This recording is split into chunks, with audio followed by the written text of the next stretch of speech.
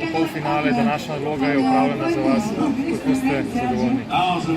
Ja, res nisem pričakovala, da bom mogla iti še eno furo in saj pravim, res sem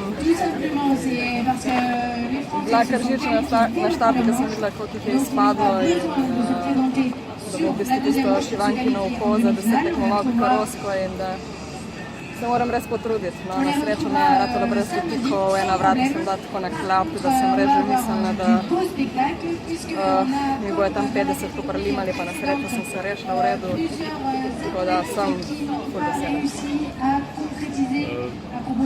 Vajni ste recimo tekmo deseterico in sem kar nekako presenečen, da ste tako veseli, da ste prišli skozi kvalifikacijo pri deseterici.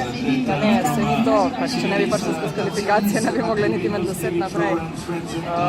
Gledala sem že dosti teh drugih tekov, ker nisem bila dosti krat ne vem kdaj na zadnjih let nazaj.